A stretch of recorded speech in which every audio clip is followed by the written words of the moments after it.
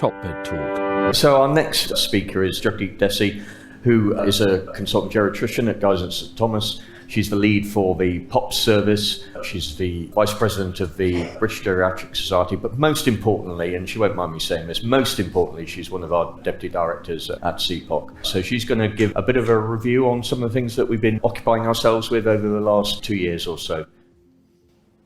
Morning, and thank you so much for the invitation to speak this morning. Hopefully in the next 10 to 15 minutes, you'll enjoy hearing about what we've been up to at CPOC.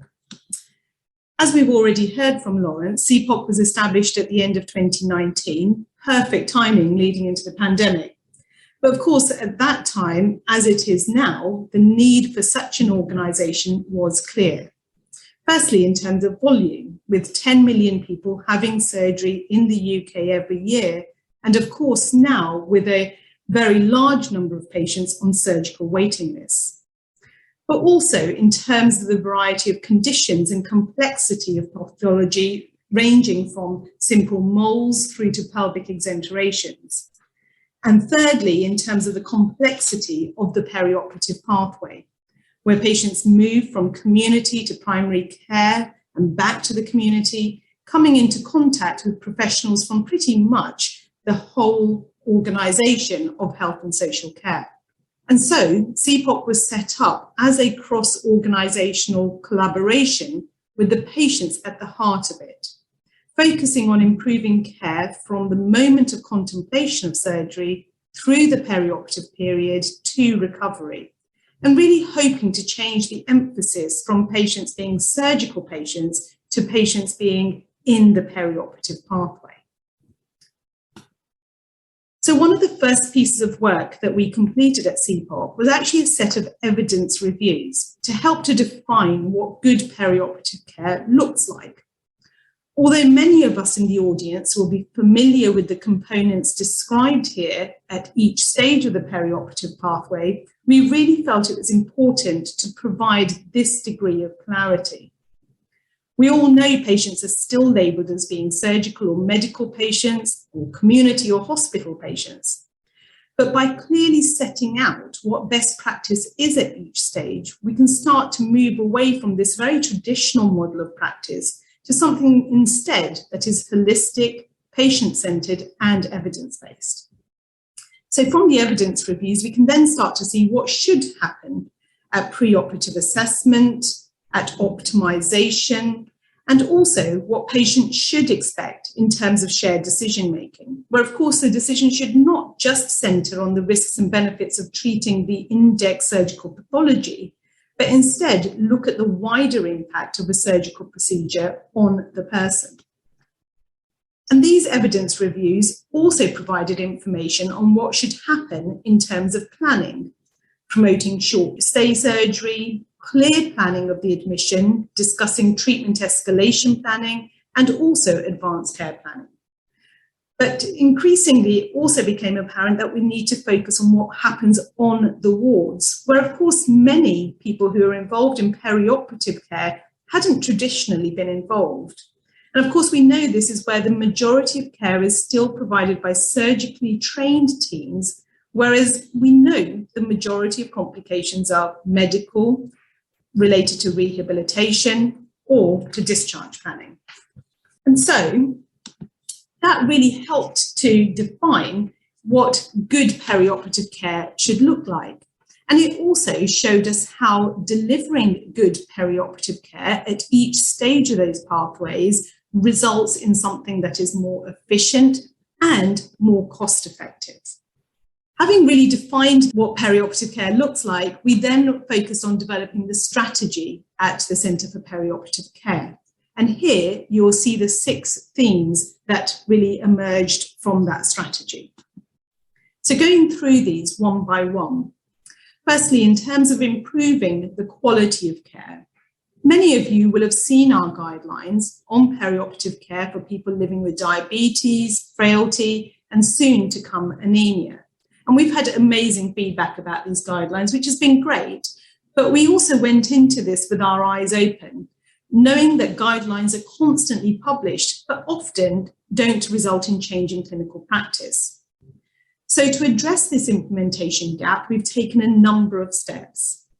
Firstly, we've made sure that our guideline groups are made up not only of academics and super specialists, but also of people involved on the shop floor and commissioners as well as managers, and most importantly, with patients at the centre of them.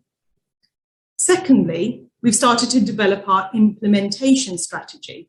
So, for example, with the diabetes work, we're looking at working with the Royal College of Surgeons on a new quality improvement initiative that will be launched to the end of this year.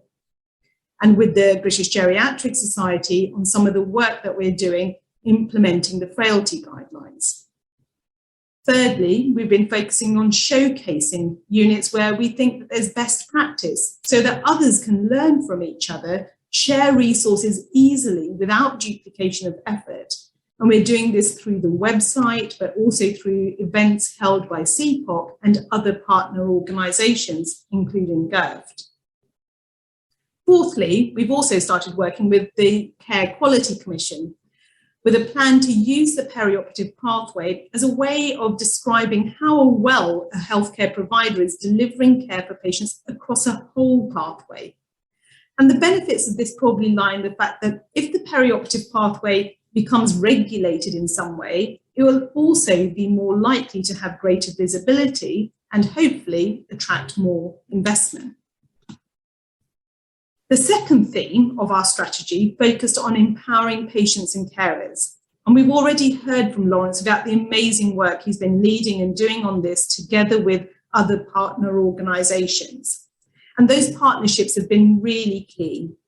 Critically, they've provided us with challenge to make sure that we remain patient-centred at all times, but also have ensured visibility of the work that we're doing. And as you've seen, this work is already gaining traction, with patient-facing resources being developed, being shared, visible, and accessible. The third theme in our strategy has been to work on supporting the workforce. And of course, the perioperative workforce encompasses a wide range of people, from community to secondary care, but also critically the voluntary sector. And when we talk about supporting our workforce, of course, we are referring to supporting the well-being of our workforce, but we've acknowledged that, of course, there are many organisations looking at these aspects. Instead, we've decided to focus on equipping the workforce with the necessary skills and expertise required to deliver good perioperative care. And it's really clear that we're going to have to change our education and training pathways to achieve this. We need to influence change both at undergraduate and postgraduate level, and on top of that, across specialties and disciplines. And we'll be hearing more about the work that we've been doing on this nationally and internationally from Steve, who'll be speaking straight after me. But of course, I can't miss the opportunity here to describe what is happening specifically for older people having surgery.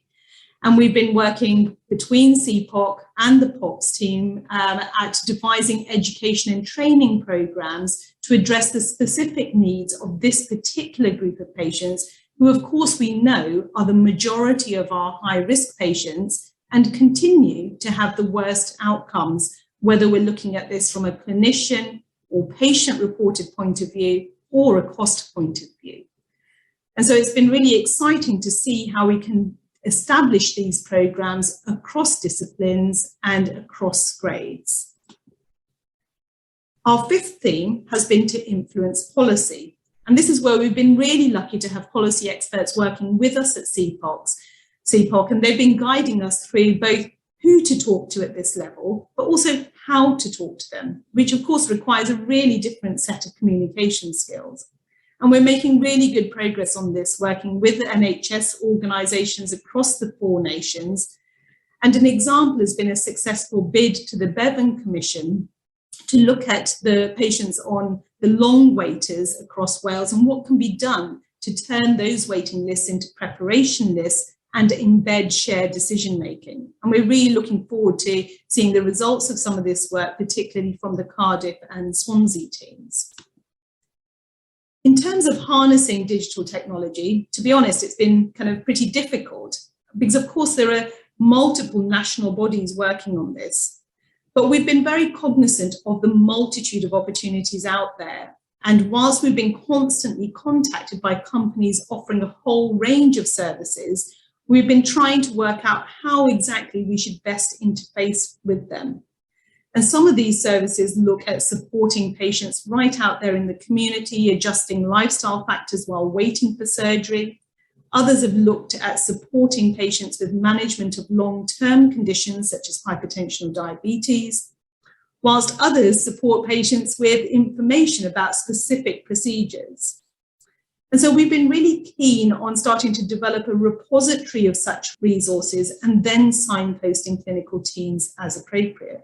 And there's been some really exciting work coming out from across the country around this. For example, from James Prentice's team, where by linking community, primary and secondary care records, they've been able to profile the waiting list population very robustly and then link this with interventions delivered by social prescribers and community workers. And similar work has also been being used in Cardiff and in Lewisham, and we're hoping to run some future events to showcase this work. Finally, in terms of research and innovation, really over the last couple of years, we've been focusing on supporting and sharing innovation. But at the same time, we're also really grateful to our board members, including Mike Graycott, helping us to shape the CPOC research strategy, which we'll be sharing soon. But in terms of innovation, there's been so much developing across the country and internationally. And we're really pleased to be in a position where we can link people up, increase visibility, share resources, and support formalised networks, such as the POPs network being run by NHS Elect to set up perioperative medicine services for older people undergoing surgery. And whilst we're doing all of this work in implementation of innovative services, we do need to make sure that we're evaluating them robustly, both in terms of clinical, but also cost effectiveness, and in terms of effective utilisation of professional resource. We have to be really careful that we're not setting up multiple parallel services. For example, rapid access anemia clinics, perioperative diabetes services, prehabilitation services, or POP services, when we know that the patients who really need these services often have multiple conditions, and therefore we really need a coordinated approach, because otherwise we'll end up in a situation where we think we need ever-increasing numbers of highly specialised staff, whereas maybe we really do need to also focus on using the workforce that we have efficiently and effectively to deliver value-based care. And that's really where we think that CPOC as a cross-organisational collaborative can help with these kinds of conversations. So where are we now? Well, we're really looking forward to working with our newly appointed chair, Derek Alderson, a surgeon by background, and hoping to extend at that multi-professional, multi-specialty approach to perioperative care. We're writing a revised strategy document at the moment that will allow us to reflect on priorities as they are now, develop an operational plan, and deliver against this in the coming 3 years. We would certainly value your thoughts and opinions on what is needed, both now and in the future, and what we should be doing at CPOC to help to deliver this. So please do get in touch. Thank you very much. And again, very sorry that I'm not there in person, and hope that you're able to enjoy this conference. Thank you. Top Med Talk. Thanks for downloading Top Med Talk. Don't forget to subscribe via your podcatcher. Don't forget to check us out on social media. We're on Twitter, Facebook, LinkedIn, and YouTube. And also, don't forget, Top Med Talk is the broadcasting arm of EBPOM, Evidence Based Perioperative Medicine. We'd love you to find out more about that. If you check out ebpom.org, you can find low prices on some of the conferences we're organising around the world. Many of them are virtual and don't even involve you leaving your own home. Check out ebpom.org now.